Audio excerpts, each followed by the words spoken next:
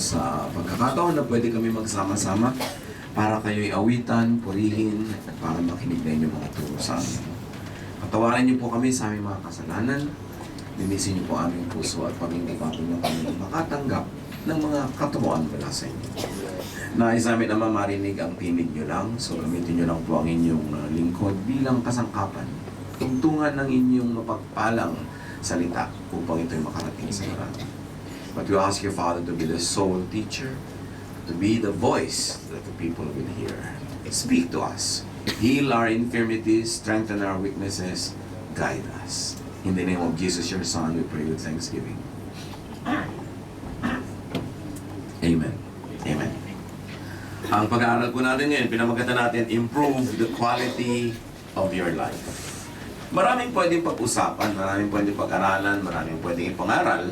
Pwede tayong pumili ng mga topic na kasing taas ng langit, ang mga theological value. Pero napakainam na yung matataas na turo ng Diyos maibaba sa level ng ating pang-araw-araw na pamumuhay. Lalong-lalo sa inyo mga kapatid at mga kababayan na marami ay malayo sa pamilya. Marami ay hindi kapiling lahat ng mga mahal sa buhay. Kailangan iniaagaw natin lagi at pinalalaki yung posibilidad na magkaroon tayo ng pang-araw-araw na buhay na may kasiyahan, may kapahingahan, at nakabubuti para sa ating lahat. John 10:10, Jesus says, "A thief comes only to rob, kill, and destroy. I came so that everyone would have life and have it in its fullest." At yun ang pangalan ng congregation na ito Di ba? Yung napakagandang abundant life. Because Jesus said, I want you to have an abundant life. Not just life, but an abundant life. And then he talks about the contrast. The other teacher, the other school of thought, the other philosophy, the thief steals, kills, and destroys. Jesus comes to give a full life and abundant life. Kita natin agad dito yung dichotomy of dalawang sanga ng katotohanan. May katuruan na nagbibigay ng buhay na masagana at may katuruan na nagnanakaw ng kasaganaan mula sa buhay. May katuruan na nagtatanggal ng gana, nagtatanggal ng saya. Sinisira ang tunay na kahulugan ng buhay ayon sa disenyo ng may likha at pumapatay pa nga ng buhay. Sabi ng Panginoon, hindi ako yon. Ako narito para kayo'y akayin, dalhin sa buhay na masagana, buhay na punong-puno ng kahulugan, maging ng kasiyahan. Marami kasi mga tao, ang akala nila, ang pagiging Kristiyano o ang pagiging spiritual, walang katapusang pagtitiis. Pagtanggi sa lahat ng mga bagay na masarap, maganda, o kaya ay kanais-nais. They always equate spirituality and godliness with denial of the physical self, denial of the physical world, denial of reality. Yung ganyan mga uri ng katuruan, na pagka-Kristiyano ka, bawal sumaya. Bawal mag-enjoy. Bawal kumain ng masarap. Bawal magpaganda. Bawal magkaroon ng magandang bahay. O bawal bumili ng mahal na bag. Di pinagmumulan yan noong 3rd century. The idea of asceticism. Yung asceticism, merong mga relihiyosong tao na nag-react sila sa naging sobrang luho ng buhay ng mga religious leaders ng Christian Church noong mga 3rd century hanggang 4th century. Nung ang Kristyanismo ay hindi na bawal, hindi na ipinagbabawal, sa katunayan ay inisponsor pa ito ng empire, when the emperor even declared Christianity the state religion of Rome, the religious leaders that used to be persecuted now began to have very spoiled and extravagant lives because they were on the payroll of the emperor. The emperor was building churches, palaces for the bishops, villas for religious leaders. At may mga Kristiyanong nag-react doon. Sa pagre-react nila, pumunta naman sila sa kabilang extreme. Bawal pagkain masarap, bawal na magandang damit, bawal na maginhawang buhay. Dahil nagre-react sila at gusto nilang ipakita yung contrast, yung pagkakaiba ng ganung pamumuhay sa ubod ng luhong pamumuhay ng mga religious leaders at that time. So even asceticism is a reaction. At hanggang ngayon, sa ating panahon, halos 1,700 or 1,600 taon na ang lumipas mula nung nauso yung ascetic lifestyle May mga natira pang remnants ito sa mga relihiyoso na iniisip nila pag religious ka, dapat puro pagtitiis. Puro pagdurusa, puro ayuno, bawal tumawa. Alam niyo, may mga churches na bawal tumawa.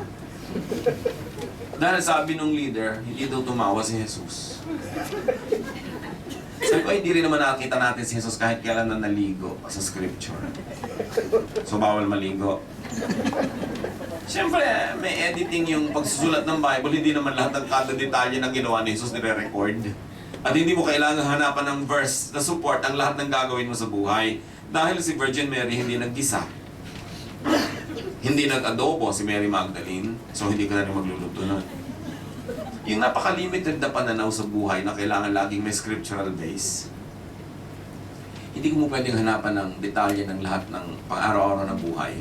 Pero pwede mong hanapan ng general, universal idea from which and within which you could derive practical lifestyles. At ito na naman ang reaksyon ni Lord. Yung sinasabi niya, yung thief na yon, hindi laging si Satanas yung tinutukoy niya. Talinghaga ng pangungusap na siya namang paraan ng pananalita ng mga tao noong unang panahon. Kahit sa Pilipinas ngayon, sa mga probinsya, yung mga old-fashioned mga tiyo natin, mga lola, matalinghaga pa rin magsalita. May sinasabing iba, pero ang tunay na kahulugan nila, something else. Si Lord, hindi laging yung demonyo ang tinutukoy pag sinabi niyang the thief. Actually, more than what people would think, ang tinutukoy niya mga religious leaders na sobrang pinapahirap yung buhay ng mga tao, tinatanggalan sila ng ligaya, ng saya, dahil ine-equate nga nila ang kasiyahan sa pagiging makasalanan. So, in that context, Jesus says, you know, some people come to steal your life away from you. To take away your fun, your enjoyment, your pleasure, your rest. Yeah, I came that you might have life and have it abundantly. Binigyan kayo ng Panginoong Diyos na Ama sa Langit na lumikha sa atin ng taste buds. Para ano? Para ma-enjoy nyo ang masarap na lasa ng pagkain. Kasi kung hindi naman kayo gusto ng Diyos na mag-enjoy sa lasa, ba't pa kayo nilagyan ng taste buds? Dapat ilagay mo na lang sa bibig mo, lulunin mo para hindi ka mamatay sa gutom, buhay ka na, okay na yon. Pero sabi ni Lord, hindi lang life, abundant life. Therefore, hindi lang pagkain, masarap na pagkain. Hindi lang higaan, maginhawang higaan. At hindi lang basta damit, yung maganda, yung presentable, where you feel good and you also make others feel good. The will of God is for people to have a high quality life. Meron kayo handout? Meron po. Okay, so pa yung mga blank dyan, nandiyan ang sagot sa screen tulad ng ginawa natin last night sa mga nandito ngayon lamang.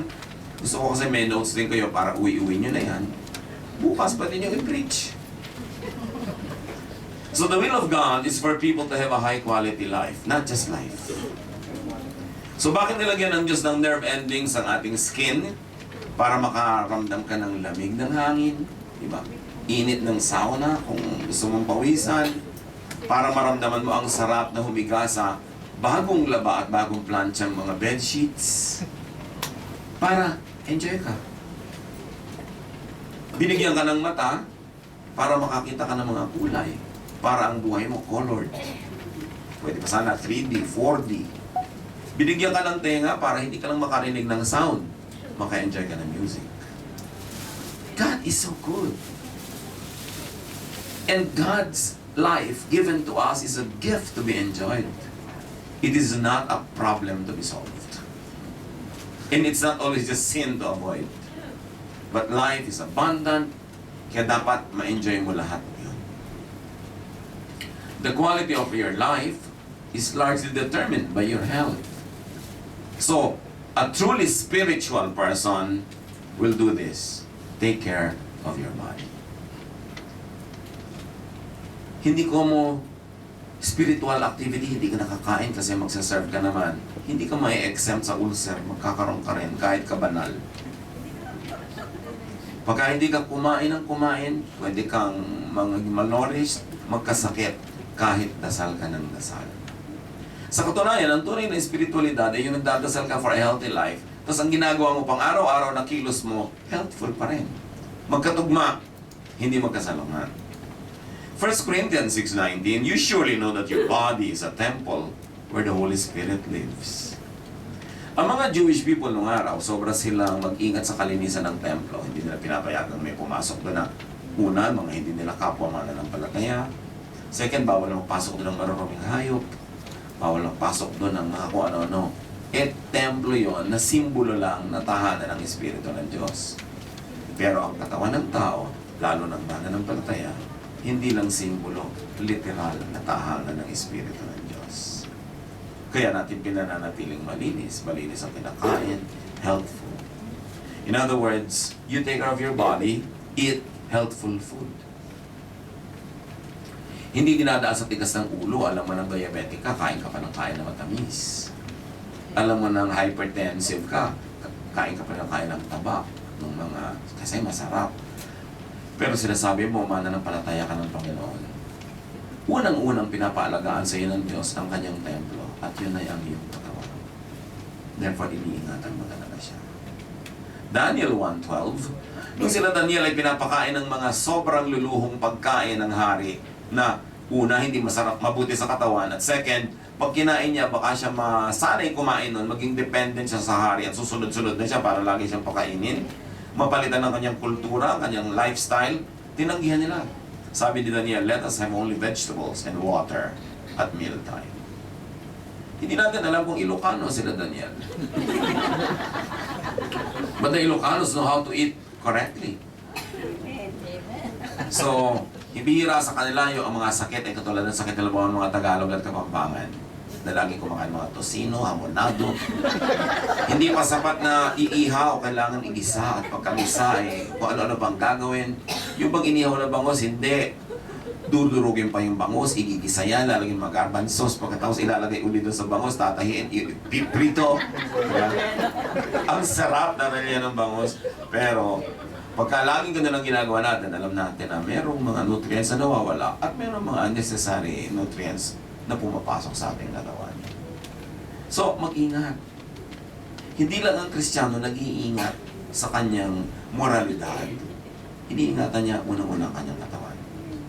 1 Kings 19:7, soon the Lord's angel woke him again and said, get up and eat, or else you'll get too tired to travel. Itong propetang ito, dahil sa gutom, ginusto na niyang mamatay. Sabi niya kay Lord, it's better that I die. Sabi ng anghel, gutom lang yan. Bumangon ka, kainin mo to, pinag-bake kita ng tinapay, inumin mo to, at matulog ka uli. Ano nga, nung nabusog, nag-serve uli kay Lord. Alam niyo na sisira ang isip ng tao pag laging gutom. Kaya dapat iniingatan. Bakit ko sinasabi sa inyo ito mga kapatid? Hindi lingid sa aking kaalaman. Marami tayong sobrang mapagmahal na mga OFW sa kanilang pamilya. Maipadala na lahat, tinitipin na lang lagi ang sarili. Kaya ako sinasabi ito. Kung mamahalin nyo ang inyong pamilya, una nyong mahalin yung mga sarili. Kasi pag bumigay ang katawan nyo, mawawala kayo sa mundong ibabaw. Malalagay kayo sa mundong ilalim. At hindi nyo na mamamahal yung mga nasa ibabaw kasi nasa ilalim na kayo. Dapat matuto magmahal ang sarili. Huwag puro sakripisyo. Huwag puro padala. Huwag puro pagtitiis na ang kanandaan doon sa restaurant na to araw-araw, tatakam-takam ka. Nakikiamoy ka na lang ng ulam at mekanik ng dala-dala. Kailangan marunong ka rin magmahal sa sarili. Exercise. Dito siguro sa city na to, marami kayong ginagawang walking, which is good because the streets are walker-friendly. And you basically take public transport siguro, which is very highly developed. And it's good because you do a lot of walking from bus stop to bus stop, bus stop to house. Move your body, work. That is important. 1 Timothy 4:8, physical training is of some value. Siyempre, iba yung konteksto ng original verse, pero may makukuha tayong wisdom na pwede nating apply sa pinag-uusapan natin ngayon. Play. Dapat ang tao marunong di magsaya. Lalo ang marami sa atin dito, 6 days a week you work. Yung iba gusto pa 7 days a week. Yung iba 3 ang trabaho, ang daming part-time. Dahil gusto nyo nga hakutin lahat ang pera dito at iuwi eh. Pero mga kapatid, dapat marunong kayo magpreno. kailangan meron talaga ang taong pahinga. Relax. Fatigue and stress opens one's life to so many demons. At pag laging pagod ang katawan, humihina ang resistensya, mas madaling magkasakit. Huwag kayong mag-guilty na paminsan-minsan ay pinasasarap nyo ang inyong katawan. Kung gusto nyo magpa-foot massage, di ba? Magpa-scalp massage. Paminsan-minsan, gagawin nyo, treat yourselves to nice things. Hindi nyo alam kung paano nagpapasarap yung mga pinapadala nyo ng pera sa Pilipinas eh. Di ba? Kumisan, pinapadala nyo na si husband, pati si kumari, pinapasarap na niya ang kumari. Nagpapashampoo pa, pati buhok ni kumari, nire-relax. Tapos kaya hindi makarelax. Unfair naman. Kailangan, love yourself as you love.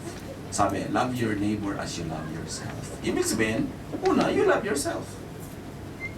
And then in the same way, you love others. 1 Samuel 16:23, si Haring Saul, sobrang na-stress sa buhay. Naging seloso, dahil gusto niya yung corona, kanya lang forever. Naging mayabang, naging insecure. Na-stress ng sobra, hanggang nagkaroon ng depression. Alam niyo, akala natin kumisa na po-possess ng demonyo ang mga tao, depressed lang pala. A psychiatric clinical case. Which could have happened in Saul's life. So, pag siya nade-depress, nagkakaroon siya ng panic attack. Tinatawag ng mga psychiatrist na panic attack, yung parang sasabog ka, parang hindi mo makaya ang dinadala mo, ninenervyos ka, dumadalas ang pintig na yung puso, parang gusto mong buksan ang mga bintana, huminga ng hangin at parang di mo makakaya. It's a panic attack. Apparently, when clinical practitioners studied the difficulty that Saul experienced, many of them think that it was really, he was having a deep depression, acute depression. Anong ginawa? Sabi ng kanyang mga tauhan, maghahanap po kami ng magaling na musician. At pagka kayo inaatake niyang inyong nervyos, ng inyong stress, ng inyong depression, patutugtugin natin para kayo ma-relax. Si David ang na-recruit. You know, David was isa siyang matipunong lalaki, isang matapang na lalaki, pero artist din, musician, singer. Whenever the evil spirit from God bothered Saul, David would play his harp. Saul would relax and feel better, and the evil spirit would go away. Nakita yung ministry ng music, nakakapagpalayas ang masasamang espiritu. Yun man ay literal na espiritu o psychological vexation, na pag ang tao na relax, para ka na rin nagpalayas ng masamang espiritu, yun ang halaga ng nakaka-relax. So let your David minister to you. Hindi laging music yon. Meron tayo kuminsang kaibigan, kapatid sa church na pag siya ang nakakausap mo, nakakalma ka. Yun ang lagi niyong kausapin. Huwag yung pagkakinausap mo, nagagalit ka. Naiinis, nai-stress, natatakot. Uy, alam mo ba sister, end of the world na daw bukas. Lumayo ka sa akin. 2,000 taon ang pinag-uusapan yung end of the world na yan. Handa ako, tinanggap ko ng Panginoon, sinusunod ako sa Kanya, kay bukas, kay next week, kay next year, kay kahit kailan. Huwag mo akong takutin. Alam niyo, maraming spiritual people ang ministry manakot. Ano mapapala niyo? Laging isipin yung mga nakakatakot. Kaya niyo bang palitan? Kaya niyo bang pigilin? Basta ang mahalaga. Always live in a godly way, you are ready. Either for the end of the world or the end of your own life. Whichever comes first, ready ka. Lagi pang, Pastor, nag-global warming na po, natutunaw ng mga yelo sa North Pole. Pupunta ka doon, pigilin mo. Hindi ko po kaya. Ba't natin pinag-uusapan? Para tayong matakot. You know, live in a way that conserves energy, do not waste fossil fuel. Pero huwag kang laging matakot. May mga bagay na hindi mo dapat laging iniisip. Alam niyo yon, maraming pagka nakausap mo siya, bigla ka malulungkot, bigla kang matatakot, bigla ka na-nervousin. Iwasan nyo. So, avoid vexing persons. Yung pag nag-text sa'yo, pag nabasa mo, maninervyos ka. Yung mga, huy, balita, tapos sasabog na daw ang lahat ng volcano sa mundo. Kung sino ang nakaalam sa'yo, pinas lang sa akin yan. Hindi mo pala chinecheck, pass ka ng pass din. Nagpapas ka ng pananakot na hindi mo malang dine-verify. It's irresponsible. Alam nyo, pagpapunta ka sa bahay ng isang tao, kakato ka sa pinto, pag hindi ka pinagbuksan, hindi ka makakapasok. Pero ngayon, through the text, walang katok-katok, pasok ka agad. Hindi lang sa bahay, hanggang bedroom, hanggang banyo, kung nasa siya, dala niya yung phone. Pwede mo siyang dala ng pampagulo ng isip eh. So, dapat responsible ang paggamit natin yan. Kasi imbes tayo maging blessing to people, kumisa nagiging curse. Pag tayo na to nag-text. Lalo, meron ka ba dyan? Kailangan ko makautang eh. Talagang high blood ang inabot ng nakabasa ng text. Sabi niya, naku, bakit ba nag-load pa ako? Importante mga kapatid, protect yourself from mga ganon, pampagulo. Lalo kayo, yung kung malayo kayo sa pamilya, wala kayong karamay masyado, wala kayong makapitan, nakapwa-tao, lalo mas protective kayo sa inyong sarili. Ang taas pa naman ang building dito. Ang daling tumalon. So, lalayo ka sa ganong klaseng temptation. Buuin mo ang loob mo, patibayin mo yung loob. Nourish your mind. That's what you do also to improve the quality of your life. Sabi sa Luke 2:52, Jesus grew in wisdom. Ibig sabihin, nung isinilang si Jesus, hindi na automatic nasa kanya agad lahat yung wisdom. He grew in wisdom. The pattern, the model after which we can grow also. Dapat araw-araw meron kang bagong natututunan na maganda at kapaki-pakinabang na karunungan. May bago ka dapat nabasa, may bago ka na-research, may bago ka nadinig. Kung maghapon wala kang nalaman, ay birthday pala ni Claudine ngayon. Anong mapapala mo dun kahit mag-birthday siya araw-araw? Break na pala si ganito at si ganong artista. Lason sa utak yan. Una, hindi yung pagkakaperahan. Second, hindi naman nakakapagbigay sa'yo ng ginawa. And yet, alam nyo, napakaraming oras ang tao na uubos sa kachichismisan sa mga buhay ng mga artista, buhay ng mga kababayan. Iwasan nyo yung mga bagay na yan. Lason yan sa isip. Kung ayaw nyo na sa loob ng inyong bag ay may magtapon ng basura, di ba? Sa loob ng inyong bahay ay may magtapon ng basura, bakit nyo papayagang may magtapon ng basura sa loob ng inyong tenga? Mga basurang balita. Mga useless. Walang katuturan. Hindi nakakapagpatalino. So dapat iniiwasan natin yun. What you don't know could subtract from your happiness. Dapat marami kang alam. Hanggang ngayon yung iba, hindi pa nila alam kung anong privileges sila pagka nagbayad sila ng SSS. Ano kung mapapala nila sa PhilHealth. Pero alam na alam kung nakakailang asawa na si Claudine Barreto. Ano kinalaman nun sa buhay nyo? Kailangan mamili tayo ng pinagtutuunan ng pansin. Dahil ang utak natin, hindi naman sobrang pwede marami magkasya dyan. Uunahin mo pa yung walang kwenta. Wala na tuloy space para sa mga may kwenta. Pag tinuturuan mo ng grammar, ng correct way, ng paggamit ng subject and predicate, sabihin, nakaka-nosebleed dyan. Nosebleed, pero sa ulo mo ang birthday ng lahat ng artista ng Channel 7.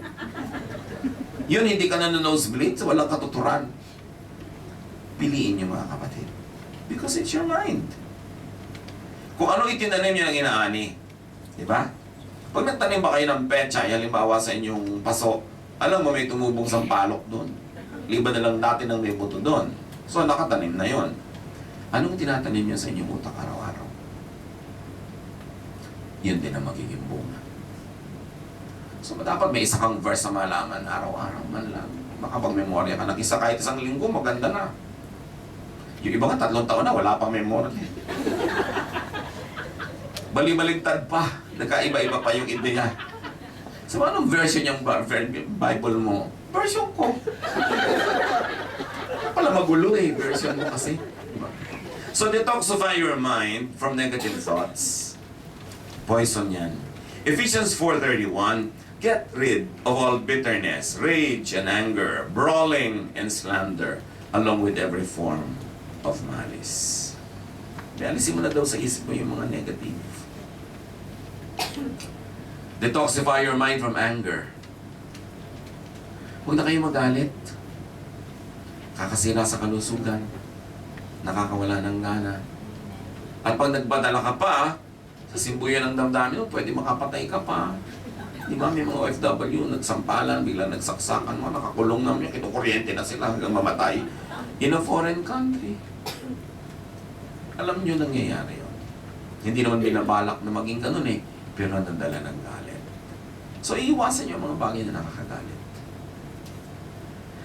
Detoxify your mind from fear. Ang pinakamabilis at pinakamadali at paulit-ulit na itinuturo ni Jesus, do not fear. Masama kasi sa ating kalusugan yan laging natatakot. 1 John 4:18, there is no fear in love, but perfect love drives out fear. Huwag kayo lagi natatakot, matatanggalan ba ako ng kaligtasan? Diba? Ano ba mangyayari sa akin? Talaga bang exempted na ako sa impyerno, etc., etc. Kung nananalig kayo sa Panginoon, tinanggap niyo sa inyong buhay, tanggapin niyo na yung benefit na magkaroon kayo ng kapayapaan. Huwag na kayo magpatakot kung kani-kanino. Do not subscribe to fear. Yung iba nga, nagbabayad pa para manood ng horror. Nagbabayad ka para matakot. Nagbabayad para sumakay doon sa mga sasakyan, napipikit naman sila dahil nalulula. Sino wala ka ng bayad mo dyan sa mga paikot-ikot at pahilo-hilong sasakyan ng iyan na pagbaba mo, doon pa rin nandun kung sa kasumakay, wala ka narating. Pero, pagod na pagod ka, 3 araw ka pang hilo. Nakakatakot naman kasi sumakay sa mga ganon. Bakit kayo sasakay? Hindi natin laging naaalala na meron tayong choice. You can choose to be afraid or not. You can choose to expose yourself to fear or not. Do not only just subscribe to fear, but do not promote fear. Yung nakakatakot sa'yo, huwag mo na ikwento sa iba. Kasi tatakutin mo rin sila eh. Gahanap ng damay. Huwag na. Itapon mo sa system mo. Sa buhay mga kapatid, palitan nyo, baguhin nyo yung pwedeng baguhin. Pero yung wala kayong magagawa, huwag nyo na lang isipin. Ang pagod na isip, nakakagawa ng maraming mali. Detoxify your mind from jealousy. Lalo from envy. Envy is one of the most destructive feelings or emotions. At kayo lang makakaalam kung inggitera kayo o inggitero. Alisin nyo sa katawan nyo kasi maraming ginagawang masama ang taong naiinggit. Nagchichismis, naninira dahil naiinggit. It's a very evil practice. And it makes your heart very heavy. Detoxify your mind from pride. Mas maganda na yung wala kang minemaintain na masyadong mataas na image, hindi ka nagmamataas, hindi ka nagmamalaki, hindi ka tuloy na i-stress. Doon baka isang araw lumabas yung mga kahinaan mo, mabigo ka, mag-fail ka, wala kang ganong stress kasi wala kang mga image na masyadong itinataas. 1 John 2:16, the pride of life comes not from the Father, but from the world. So, tanggal-tanggalin yung mga yan. And be optimistic, be positive. Lagi kayong pwedeng maging negative, pwede kayong maging positive. It's a choice. Hindi natupad yung gusto nyo mangyari. Pwede kang magmukmok dyan, malungkot, pero pwede mong sabihin, marahil may ibang plano para sa akin ng Panginoon. Hindi ko alam, pero alam niya. It puts a smile on your face, or at least it gives you peace, it allows you to sleep. It's good for you. Think that way. Romans 8:28, we know that God is always at work for the good of everyone who loves Him. So, atupagin natin, mahalin natin ang Diyos, at makakatiyak tayo, ang nangyayari sa buhay natin, gusto man natin o hindi, yun man ang plano natin o iba, makatiyak tayong yun ang mabuti para sa atin. Kasi ipinangako yan, ako nagmamahal ka sa Diyos, lahat ng hahayaan niya mangyari sa buhay mo, ikabubuti mo.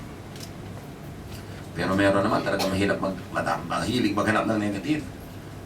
Pastor, bakit po yung kapitbahay namin wala nung nag-Bible study, nasunog yung bahay? Ganun di ba? Nalugi sa negosyo. O nasunog ang bahay, sila ba nasunog? Hindi, yung bahay nila. Baka kung hindi siya nagba-Bible study, pati siya nasunog. Bakit ang tinitingnan mo yung negative? Hindi mo tinitingnan na it could have been worse. Bakit po kung kailan pa kami lumalapit sa Panginoon, doon pa dumating mga problema? Yun nga kung malayo kayo sa Panginoon, tsaka dumating yan, baka hindi nyo na makaya. Bakit papasamain mo yung paglapit mo sa Panginoon, sisisihin mo yung pagbabasa mo ng Biblia, sisisihin mo yung sabi pa ayan, nagpalit ka kasi relihiyon, malas yan. Maraming ganun, di ba? Parang tuwan-tuwa sila na nagkasakit ka mula nung nagbasa ka ng Biblia. Sabi pa huwag ka nagbabasa niya, naloloka mga nagbabasa niya. Yung mga ganun, ayaw nila kayong mapalapit sa Panginoon through the biblical way. Kaya pag may nangyari, yun ang sisisihin yung Biblia, ang sisisihin yung Diyos. Pwedeng sabihin na, kung hindi ako malapit sa Panginoon ngayon, anong ipanglalaban mo sa lahat ng mga trials na ito? Bakit? Sabihin ng iba, lahat ba ng nasusunugan yung nagbabasa ng Biblia? Alam mo, mula nung nagbasa ng Biblia, yung anak nagloko. Ikaw, hindi ka nagbabasa ng Biblia, matino ba ang mga anak mo? Don't tell me na guarantee na aayos ang buhay mo pag hindi ka nagbabasa niyan. Tapos yung mga nagkakaproblema, sisisihin nyo dahil nagbabasa sila, nag-aaral sila ng Biblia. Baluktot na pangangatwiran. Huwag nating payagan na gano'n ang takbo ng ating isip. Pero alam niyo, pag laging gano'n ang isip ng kausap niyo, magiging gano'n din kayo. Kaya binabantayan mo kasi yung kausap. Kasi bawat kausap mo nagbubulong ng mga salita dito, hindi mo nararamdaman na mamanipulate ka niya. Napapaikot ka niya gano'n. Kung minsan hindi rin niya alam na nang mamanipulate siya. Kasi siya mismo, very manipulated already. So be watchful. And as I have said, rest and relax. Isa sa mga pinakamahalagang turo ng Panginoon nasa Matthew 11:28-29. If you are tired from carrying heavy burdens, come to me and I'll give you rest. Take the yoke I give you, put it on your shoulders and learn from me. I am gentle and humble, and you will find rest for your souls. Sa inyo na mga lumaki sa mga probinsya sa atin, nakakita siguro kayo ng mga kalabaw na may sinisingkaw na kahoy dito, di ba? Yun yung yoke. Nilalagay mo yun sa baka pag may hihilahin siyang araro o kung ano man. Nilalagay mo yun sa mga kabayong may hihilahin karetela. So sabi ni Lord, put my yoke upon you. Kasi sa Israel, ang yoke double. So ang mga hayop, dalawa sila, iisa yung yoke. Partner sila, dapat sabay silang humakbang, sabay silang lumiko. Kasi masasaktan yung mga balikat nila at leg nila pag naglalaban yung mga direction at speed nila. At sabi ni Lord, take my yoke upon you. Mag-partner tayo sa gagawin sa buhay mo. So my yoke is easy, my burden is light. You will find rest for your souls. Sinasabi niya, masarap akong kapartner sa buhay. Hindi kita papahirapan. Bakit po sa church namin pinapahirapan ako? Kaya magtanong ka, bakit? Pero alam natin, sabi ni Lord, hindi kita pahirapan. Gagaan ang pakiramdam mo. Hindi ibig sabihin na wala ka nang gagawin sa buhay physically, pero luluwag ang iyong loob. Hindi sisikip. Lalaki ang utak mo, hindi kikipot.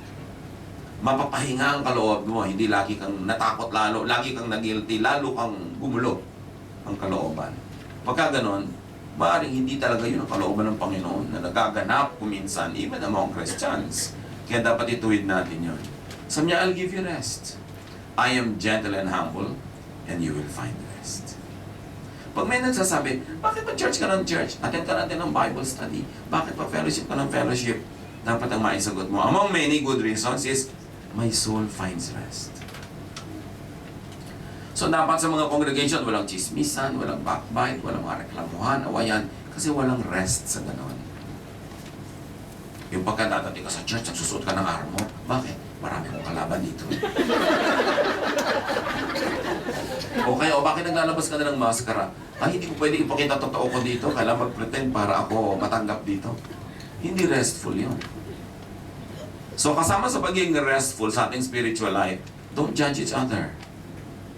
Hindi ka parang pulis na binabantayan mo ang buhay ng kapwa, ilalagay mo sa bulletin board. Nakita ko to sa mall, ginagawa ganito, ganun. Kasi walang rest pag ganon.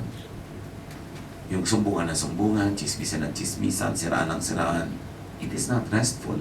It is not the way of Jesus. Kaya dapat yung climate sa church restful. And you protect that climate because the church is our oasis. It is our home. It is our place for rest and peace in this very troubled world. Ba't ka masasali kung sa loob magulo rin? Mas magulo pa nga kumisan. Mas mahirap pa. Ipoprotect natin yung ganong atmosphere. Dahil ang pangako ni Lord, ang sasali sa kanyang fellowship, sa kanyang church, will find rest. Kaya ang mga pastors, ang mga leaders, number one sa agenda mo, may members must be restful in the church where we are together. So create an atmosphere of love, an atmosphere of acceptance, an atmosphere of understanding and forgiveness. Only then will it be restful. According to findings, your body cells obey your brain. Napatunayan na yan ang siyensya na pagka yung brain mo laging nag-iisip, nagkakaling tong daliri ko, gumagaling nga siya. Pero pagka sinasabi ng brain mo, magkakasakit ako, magkakasakit ako, yan, malapit na. Magkakasakit ka talaga. Pag sinabi ng brain mo, sira na araw ko, umaga pa lang, umasa ka, masisira nga. So dapat binabantayan ang iniisip. Think beautiful, positive, healing thoughts. That is high religion. Ha? Hindi mo kailangan ng verse, hindi mo kailangan ng mga hallelujah, hindi mo kailangan na kung ano-ano para gumawa ng spiritual activity. And to think beautiful thoughts is a godly activity. Why? Because God is God of beauty. And when you think of beautiful thoughts, you actually allow the Spirit of the Lord in your mind to enjoy what you're thinking of. Kasi kakambal mo sa loob mo yung Espiritu eh. Pero pag iniisip mo, lagi nakaka-stress. And yung Espiritu, hindi siya nag-e-enjoy sa iyo, sa iniisip mo. Kung iniisip mo kung paano mang inis ng kapwa, kung paano magiganti, paano mo bang sinasakal yung Spirit na nasa loob mo? Hindi siya masaya. Kailangan pasayahin din natin yung Espiritu na yun. Philippians 4:8, keep your minds on whatever is true, pure, right, holy, friendly, and proper.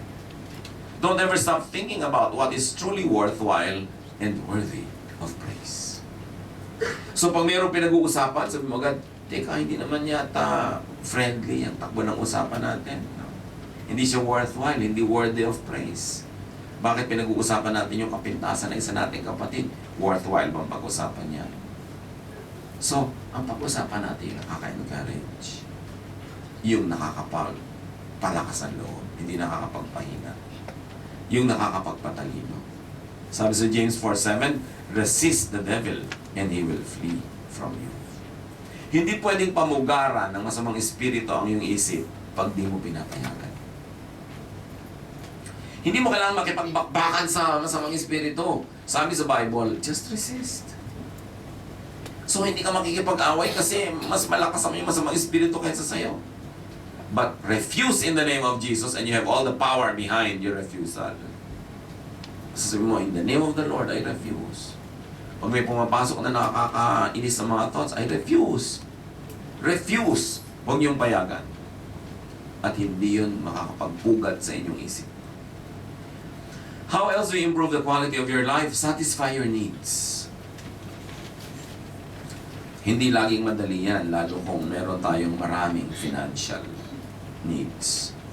So it's important to produce what you need to be productive. At pinag-usapan natin yan kagabi. How to increase possibilities of income, how to minimize expenses, paano mapaparami ang pera at paano mapapaliit ang gastos para may sobra. Produce more than you need. Iba na yung merong sobra. Ephesians 4:28. Anyone who has been stealing must steal no longer, but must work, doing something useful with their own hands, that they may have something to share with those in need. Yan ang tunay na Christian ethic. You produce what you need. Hindi ka umaasa sa iba. If you are able-bodied, unless you're too old, too young, or too sick, you must produce what you need. And produce more than you need so that you have something spare to share with others. So work. Work enough. Work more than enough. Because work earns provisions. Work earns meaning and value and affirmation. Hindi naman siguro kailangan idiin dahil most of us here, if not all, are really working. Kaya nga narito tayo. o kasama tayo ng mahal natin sa buhay na nag-work, we will all have our own turn to do our work. Kung nag-aaral ka, your work is to study well. Work yun. Then time will come when you will have gainful employment or you will get into gainful business yourself, and work satisfies. Yan ang problema ng ating bansa. Napakaraming walang trabaho. Hindi dahil walang trabaho, kundi ayaw magtrabaho. Ayaw mahirapan. Ang isa sa mga sakit ng napakaraming taong hindi aasenso, may ipapagawa ka, mahirap naman nung gawin niya. Talagang dapat ka mahirapan kasi nasa paghihirap ang pag-asenso. Kung ayaw mong mahirapan, di ka asenso. Gusto mo puro madali. Madaling manghingi, madaling umasa, pero hindi yun ang tamang paraan ng pamumuhay. Kaya mga kapatid, tulad ng binanggit ko nung isang gabi, huwag nyo rin konsentihin ang mga sinusuportahan nyo na lahat hinihingi. Lahat nakahingi na para hindi na mauubos ang hinihingi nila. You've got to learn to put limits. Define what is all right to ask for and what is not. Kasi hindi na kayo titigil magtrabaho pag pinayagan nyo na lahat ng tao makihati sa inyong mga paghihirap. So, get what you want, but also learn contentment. Want what you get. Kunin nyo mula sa kalikasan, mula sa isang daigdigan ng kailangan nyo sa pamamagitan ng honest labor. Pero habang hindi nyo pa nakukuha lahat yun, kung hindi nyo pa nakukuha yung gusto nyo, gustuhin nyo na lang kung ano yung nakukuha nyo ngayon. Para kontento ka. Get what you want and want what you get, lalo sa pag-aasawa. So get what you want. Yung gusto mong partner, pero may asawa na po. Want what you get. Para tahimik na ang buhay mo. Doon natin ginagamit yung contentment. 1 Timothy 6:6, but godliness with contentment is great gain. Huwag kayong makontento pag hindi nyo pa nagagawa ang lahat ng pwede nyong gawin para makuha nyo yung gusto nyo. Pero pag nagawa nyo na lahat, hanggang doon na lang kaya, doon pa lang kayo dapat makontento. Ang problema sa iba, kaya hindi umaasenso, kontento agad. Wala nang discontentment, wala nang pagsisikap sa buhay, kaya hindi umaasenso. Philippians 4:12, I have learned the secret of being content in any and every situation. Ibig sabihin, dahil sa lakas na ibinibigay sa loob natin ng Panginoon, nakukuha man yung gusto mo o hindi, kontento ka. O, yung naghihintay ka pa lang na magbunga yung itinanim mo, even in that awkward situation, marunong ka na maging kontento habang naghihintay. Hindi ka nagpapakainit at hindi mo iniinip ang sarili mo. How else do you improve the quality of your life? Nourish your soul, your feelings, your emotion. Yung emotional health, hindi visible, pero mahalaga yan. Ayon sa mga pag-aaral, sa mga ospital, sa practice of medicine, yung mga masasayang pasyente, mas mabilis gumaling. Yung mga cheerful na pasyente, mas mabilis mag-respond yung katawan nila sa gamot o kaya sa therapy. Kaya dapat pasayahin natin ating sarili. Araw-araw, pwede kang pumili kung sasaya ka o lulungkot. Ngayon, meron kang hindi napipiling balitang kailangan mong malaman, malungkot. Pero pwede mo pa rin piliin kung gaano kalungkot mo papayagan ang sarili mo na magkalungkot-lungkot o minimum lungkot. Yung iba nalulungkot na nga, magpapatugtog pa ng lalong malungkot. Mapag-iisa pa kung meron mang space na siya ay mag-isa lang. Mag-iisip ng mag-iisip. Nalulungkot na nga. Alam niyo mamaya nagtitirit ka sa ganun. Tapos Crispy, Basilio. Pag nalulungkot kayo mga kapatid, at siguro naman madalas dumapo sa atin yan, palayasin niyo yung lungkot. Kung kaya ninyo, meron kayong oras, lumabas kayo kahit sa kalsada lang. Ibahin. Marami pong lagi nagtatanong sa akin yan. Kasi alam nyo, there's 12 million na ngayon ang mga OFWs. And I have 80,000 pamangkin sa Facebook. Sino sa inyo mga pamangkin ko sa Facebook? Dito pati kaway-kaway nyo inyong magagandang kamay. Kita nyo na? Mga addict. Mga addict sa Facebook. 3 oras lang ako hindi nagpo-post dito. Bakit wala kayong post? So, kasi we find comfort in our companionship. Kaya niyo siguro hinahanap yun. Pero, yung pag nalulungkot ka, lagi kong sinasabi sa mga nagtatanong, alam niyo sa Facebook, siguro out of 20 answers I give, isa lang yun ang po-post dyan. Marami kong private kausap. Kasi hindi naman lahat ng tanong para sa lahat eh. Tsaka hindi lahat naman ang sagot para sa lahat. Kaya konti lang yun ang po-post dyan. Mas marami private talaga, pati sagot. Lagi yung binabayo ko, nalulungkot ka, ibahin mo ang environment mo. Kahit sandali. Lumabas ka sa room o lumabas ka ng building kung kaya mo. Kung hindi ka, pwede ka naman lumabas. O ibahin mo kinakain mo. Change your body chemistry. Usually, gutom din lang eh. Kumain ka na masarap na iba agad. No? Makipag-usap ka sa isang gusto mong kausap, huwag doon sa ayaw mong kausap. Kasi lalo ka made-depress. Change your environment, change your body chemistry, change what you eat, change whatever you can change, even change your clothes. At alam nyo, yung mga babae, lalo yung mga single, pag biglang naiba ang hairstyle, nag-break yan ang boyfriend mo. Kasi noong una lang iniiba hairstyle. Kung anong therapy sa pagpapalit ng hairstyle. But that is good to do. Do something. Huwag yung nalulungkot ka na nga, lalong e-entertainin yung lungkot. Titingin ko pa ng mga picture-picture. Ilalabas mo pa yung pulsera sa binigay sa'yo ni Papa na nawala na ngayon. Papa na ng iba. Anong gagawin mo? Papalungkotin mo sarili lalo. So kailangan, no! Alis ka dyan. Lilibangin ko ang sarili ko. Mga kapatid, huwag din tayo maging judgmental. Hindi mo alam kung minsan yung tao, ginajudge mo na. May shopping na shopping. Yung pala, maloloka na siya. At yun na lang nagbabalik na kanyang katinoan pag kami nabibili siyang hulugan. So, don't judge people. Kung minsan, bihis na bihis, ang arte-arte ito, pupunta na sa church, bihis na bihis. Yun na lang pala ang kanyang paraan para kumbinsihin ang sarili niyang maganda pa siya dahil nga iniwan nga siya ni Papa. Di ba? So, you don't know what's happening in people's lives, do you? You don't. Therefore, don't judge people. Yung sasabihin mo, kung ako, hindi ganyan ang gagawin ko. Eh, problema mo ba? Yung problema niya. Yung cells ba niya? Cells mo. Yung dugo ba na umaandar sa kanya mga ugat? Dugo mo, iba. So, ikaw, iba ang gagawin mo, pero huwag mong i-assign ang sarili mo sa kanya. Huwag mo siyang i-judge. Ayaw ni Lord ng gano'n.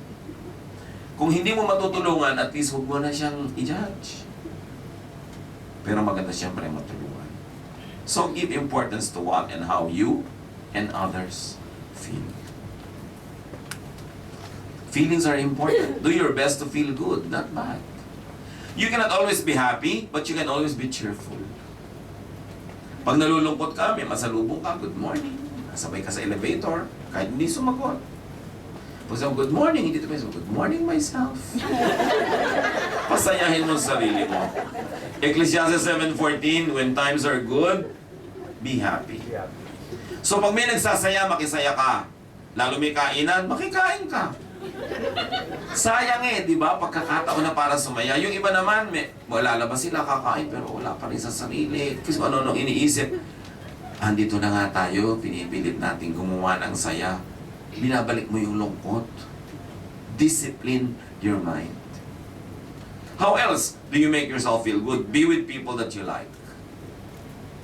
Huwag kayong mag-guilty kahit Christian kayo na may taong ayaw nyo. Natural lang yun. Sasabihin na iba, bakit kaya wala po siyang ginagawa sa akin pero naiinis ako? Diba?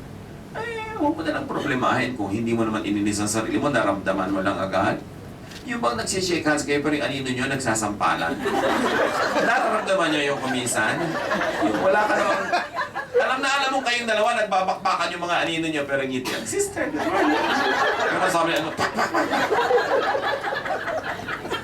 So, pag gano'n, tumingin na lang kayo sa iba, sumama na lang kayo sa iba. May gano'n talaga eh. May mga hiwaga na hindi natin kayang ipaliwanag. So, as much as you can, be with people you love. Tiyakin nyo lang na hindi siya partner ng iba. Dahil complicated yun. Diba? Ang mahalin nyo yung sa inyo. Talaga. Para tahimik ang mundo. For world peace. Diba? Dapat nandun ka sa talagang sayo. Para hindi nagkakabuhol-buhol ang lahat-lahat. Kaya ang sabi ni Solomon, sa mga lalaki, at siyempre pwede mo rin sabihin ito sa babae, babaliktarin mo lang kung sino yung tinutukoy. Ecclesiastes 9:9, enjoy life with your wife, whom you love, all the days of this meaningless life that God has given you under the sun, all your meaningless days. For this is your lot in life, and in your toilsome labor under the sun. So sabi ni Solomon, alam nyo, ang isa sa mga pinakamasarap na gawin sa buhay, kasama mo, kapiling mo ang mahal mo sa buhay. Which of course is the sacrifice of many OFWs. Ano ngayon ang tinutukoy natin dyan? Kaya binabanggit ko mga kapatid, minimize your expense, maximize your income, as much as possible, you should invest, you should have other things to do para mapaiksi ninyo ang panahon ng paghiwalay sa mga pamilya at mahal sa buhay. Which means kailangan disiplinahin nyo sila, huwag sobrang gastos ng gastos. Dapat may goal ka kung kailan ka uuwi for good. Lalo't hindi mo kasama ang asawa at mga anak. Pero pag puro kabait, puro bigay, puro bait, puro bigay, di ba? Na-turn over na ito sa China, at yung China na-turn over na sa Japan, at yung Japan na-turn over na sa United Nations, andito ka pa.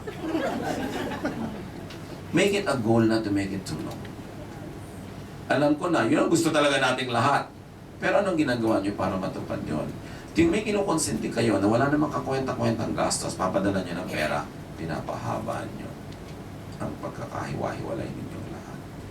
So, discipline is important. Dapat ipaliwanag. Be with people you agree with. Be with people who agree with you. Meron mag-text sa akin o mag-PM sa akin sa Facebook. Inip po ako tuwing nagsisermon ng pastor namin. Kung ano-ano kasi mga isinusumbong sa akin ng mga pamangkin dyan eh. Nalalaman ko talaga yung problema nila. Sabi ko, baka naman ikaw mainipin lang. Hindi po ba nakakainip yung 3 oras sa sermon? Nakakainip nga syempre. Opening prayer pa lang pala yun. No? So, inip daw siya. Tuwing ngayon magsisimba siya, stress na siya, wala pa siya doon. So ang tanong is, wala na bang ibang church na pwede kang umattend na 30 seconds lang ang sermon para hindi ka mainip. In other words, do something.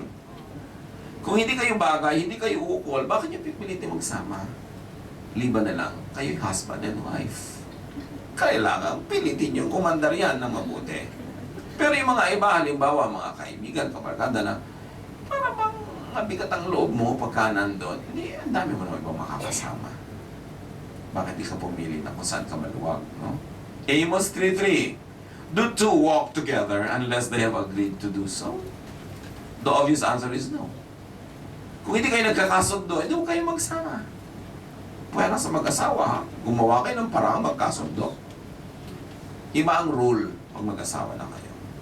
Pero sa mga ibang bagay, hindi ka masaya sa trabaho mo, pilitin mo humanap ng iba kung kaya mo at kung meron kang oportunidad. In other words, the Arabs have a saying, close the door that brings in the rain.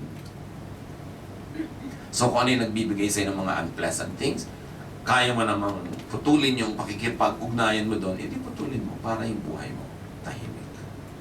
And of course, you want to take care of your feelings, laugh. Laugh a lot. Napatunayan na yan ng medisina. Nakakapagpagaling ang katatawa. Huwag lang ngayong tatawa na walang dahilan. Yung katatawa kasi, alam nyo, kahit physically, you increase oxygen intake when you laugh. Pag tumatawa kayo, ibigan, hihinga kayo, huwag lang sana may dumadaang lamok. No? Lalaki yung baga nyo, mag-expand, you take in more oxygen, that alone is already helpful.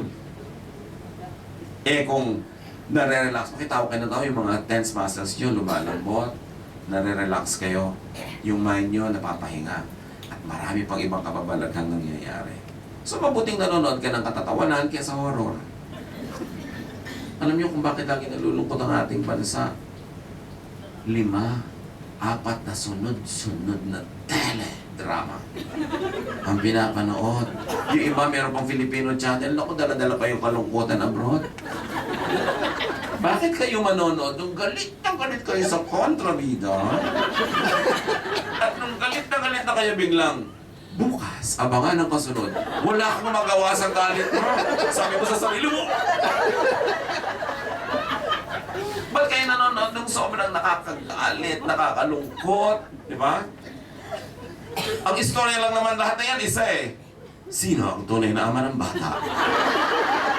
May iba pa bang istorya yan? Laging yun lang yun. Sa ending, magkakaalam-alam, magkakasaya-saya, kumita ang mga network, pero ang dami niyang oras na sinayang sa buhay.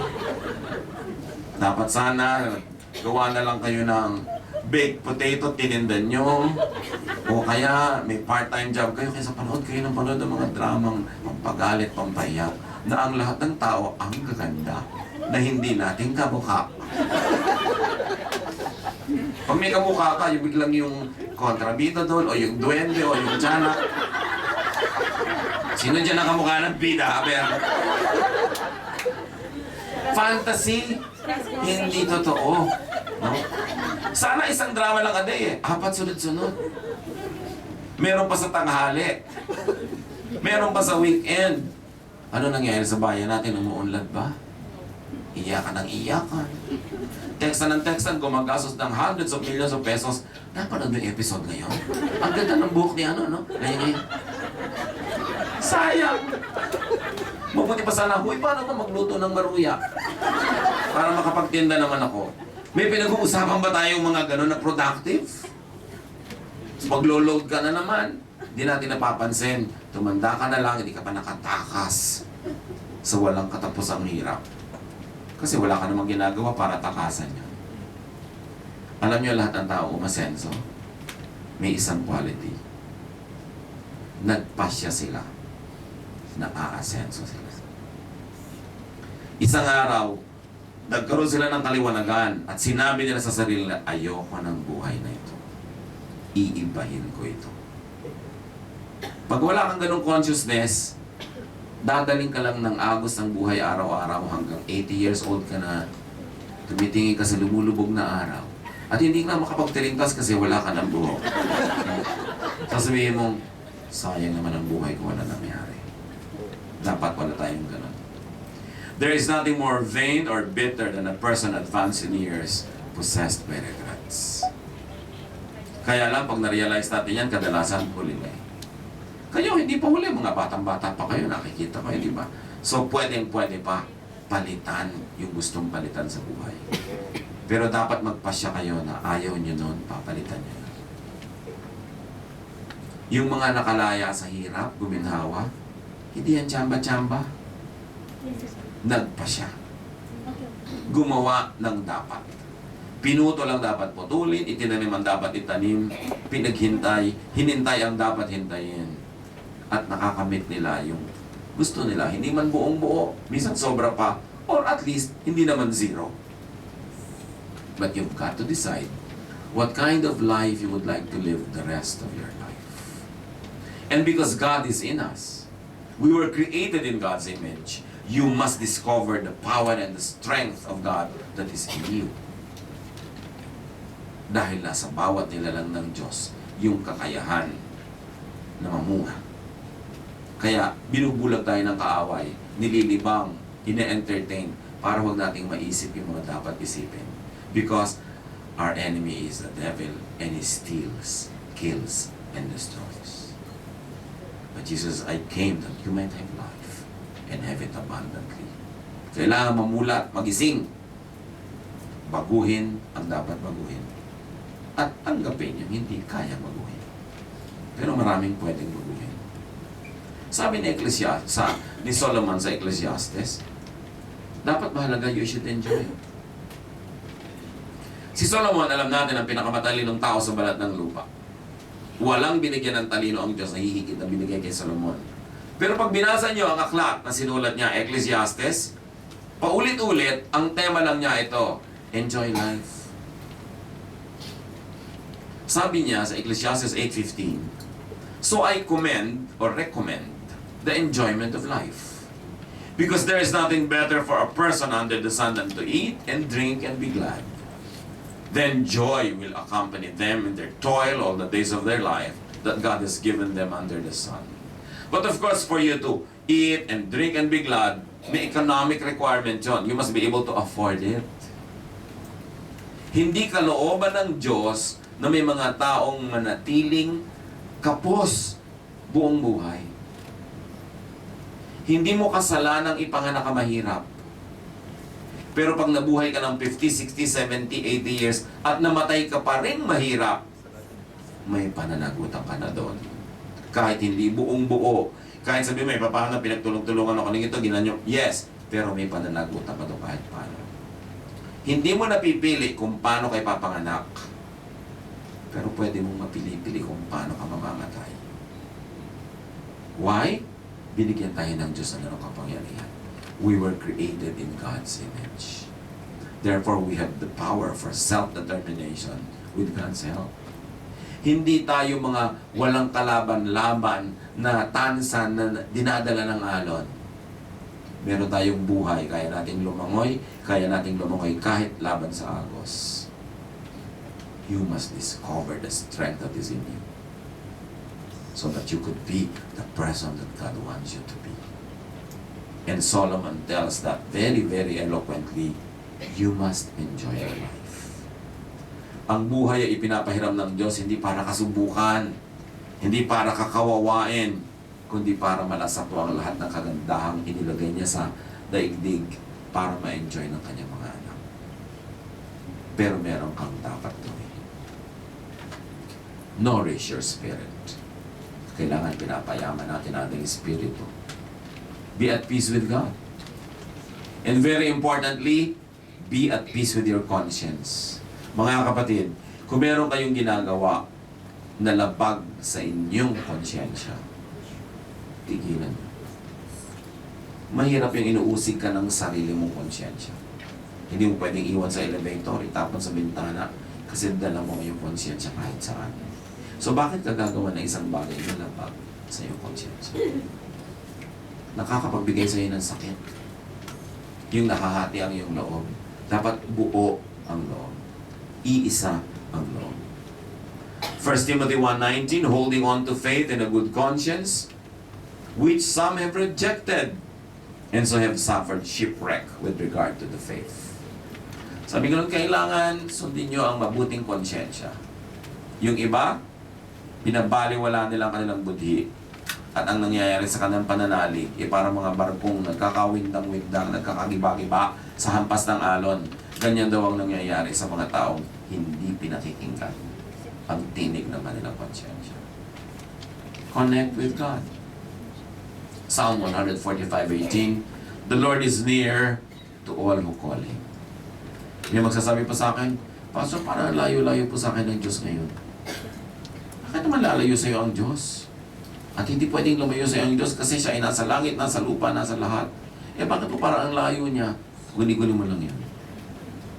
Kasi siguro ang buhay mo masyadong malayo sa kalooban ng Diyos. Dinadaya ka na ngayon ng sarili mong isipan na akala mo lumalayo siya. No, tayo ang lumalayo. Pero kahit tayo lumayo, hindi pa tayo makakalayo because God fills heaven and earth with His presence. Physically, spiritually, you cannot be far from God. So, feel good because God is only a prayer away. Hindi siya malayo.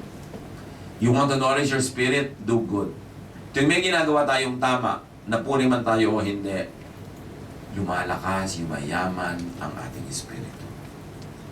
Ephesians 2:10, for we are God's handiwork, created in Christ Jesus to do good works, which God prepared in advance for us to do.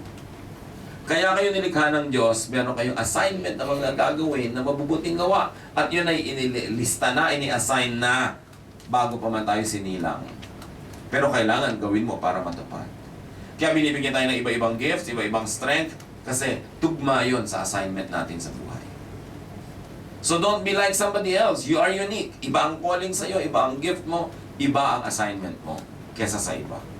So find fulfillment in being yourself and do not try to imitate other people. And of course, you want to have a healthful spiritual life, be thankful always. Laging maghanap ng ipapasalamat sa Diyos dahil hindi yun nauubos at hindi yun nawawala. 1 Thessalonians 5:18, give thanks in all circumstances, for this is God's will for you in Christ Jesus. So improve the quality of your life and help your neighbor improve his or her life. Hindi lang tayo nabubuhay para sa sarili. And one of the best ways, one of the best exercises for the heart is to stoop down and lift others up. Mahalaga na tinutulungan natin ang kapwa at sa pagtulong natin sa kanila, tayo man ay natataas din. Nawa ang Panginoon ay makapangyari sa ating mga buhay at nawa dumating yung panahon sa ating buhay na magkita-kita pa ulit tayo at masabi natin mula po nung tayo ay nag-aral nung gabing ito, may mga nangyaring pagbabago sa aking buhay at lumalapit-lapit ako sa aking mga pangarap, mas gumiginawa ang aking buhay at mas napapaayos. May God bless you and may you enjoy the life that God gives you.